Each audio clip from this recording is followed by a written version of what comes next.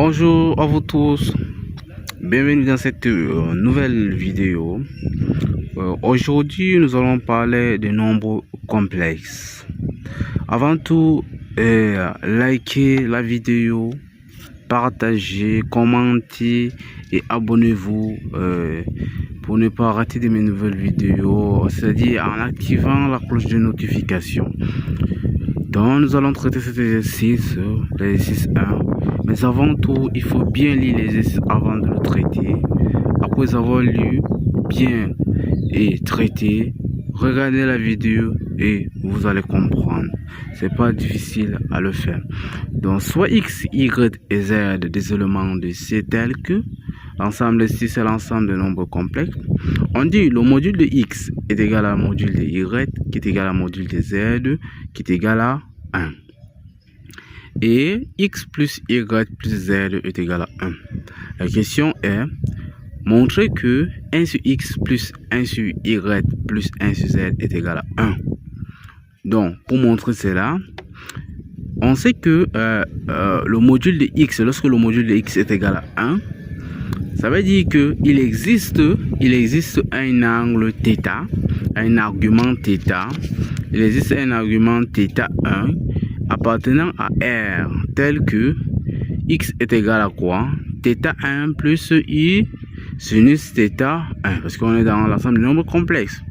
De même que lorsqu'on a valeur absolue de x est égal à 1, valeur absolue de x est égal à 1, c'est-à-dire que le module de x est égal à 1, ça veut dire que il existe un angle, un argument θ1 tel que x est égal à cosinus θ1 plus i sinus θ1.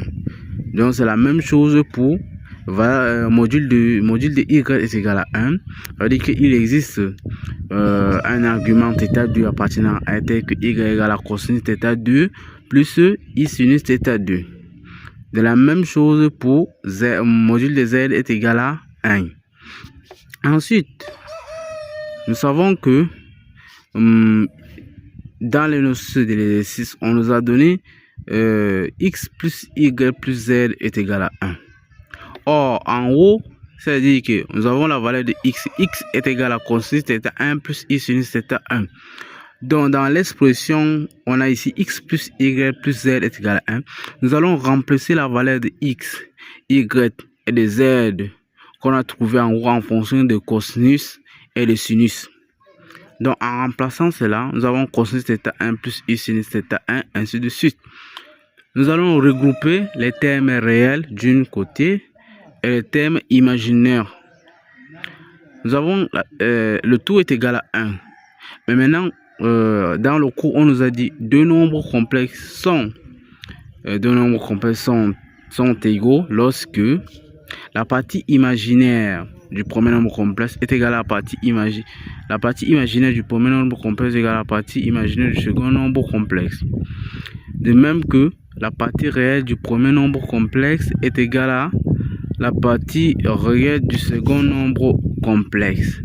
Donc ici, la partie réelle c'est cosinus θ1 plus cosinus θ2 plus cosinus θ3 qui est égal à, de l'autre côté, nous avons 1, donc qui est égal à 1.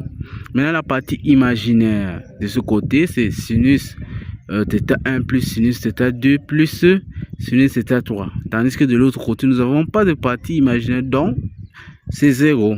Donc c'est pour cela que nous avons le système si cosinus θ1 plus cosinus θ2 plus cosinus θ3 est égal à 1 et sinus θ1 plus sinus θ2 plus sinus θ3 est égal à 0. Ainsi, 1 sur x plus 1 sur y plus 1 sur z est égal à x bar plus y bar plus z bar. Le bar, en fait, on peut le mettre ça comme le conjugué, en fait. Le conjugué de x, en fait. Dans le conjugué de x, nous tous, nous savons que x bar, nous avons en remplaçant, puisque nous avons la valeur de x, y et z en haut, nous remplaçons, cela nous donne cosinus θ1 plus cosinus θ2 plus cosinus θ3 plus en facteur, plus i en facteur, i le nombre imaginaire. Et c'est égal à 1. Pourquoi c'est égal à 1? Parce que cosinus θ1 plus cosinus θ2 plus cosinus θ3 θ3 c'est égal à 1. Nous avons démontré ça en haut. Cosinus θ1 plus cosinus θ2 plus cosinus θ3 est égal à 1. Nous avons identifié ça en fait en haut. Donc, le terme qu'on a 1 sur y plus 1 sur x plus 1 sur y plus 1 sur z est égal à cosinus θ1 plus cosinus θ2 plus cosinus θ3 plus i en facteur de sinus θ1 plus sinus θ2 plus sinus θ3. Donc, ce terme en remplaçant la valeur de cosinus θ1 plus cosinus θ2 plus cosinus θ3 qui est égal à 1, ça sera donc 1 plus 0 qui est égal à 1. Donc par conséquent, 1 sur y plus 1 sur x plus 1 sur z est égal à 1. Une autre méthode qui est facile, qui n'est pas aussi longue, qui est très facile, c'est que nous savons que si le module de x est égal à le module de y qui est égal au module de z qui est égal à 1, ça veut dire que le conjugué de x sera donc égal à 1 sur x, le conjugué de y sera donc égal à 1 sur y et le conjugué de z est égal à 1 sur z. Or, nous savons que x plus y plus z est égal à 1.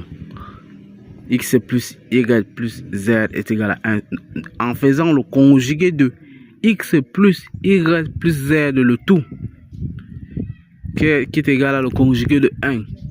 Mais pourtant, le conjugué de 1, conjugué de tout nombre réel, c'est égal à ce nombre réel en fait. Donc le conjugué de 1, c'est égal à 1. Et maintenant, en substituant, en décomposant le conjugué de x plus y plus z, ça sera donc le conjugué de x plus le conjugué de y plus le conjugué de z qui est égal à 0. Or, le conjugué de x est égal à 1 sur y. Donc, en remplaçant chaque terme par son expression, nous aurons 1 sur y plus 1 sur x plus 1 sur z qui est égal à 1. Par conséquent, la démonstration, elle est faite. Je vous remercie et à la prochaine. S'il y a quelque chose, s'il y a des points dont je n'ai pas éclairci dans cette vidéo, veuillez commenter, veuillez m'écrire dans le commentaire afin que nous puissions aller de l'avant. Je vous remercie.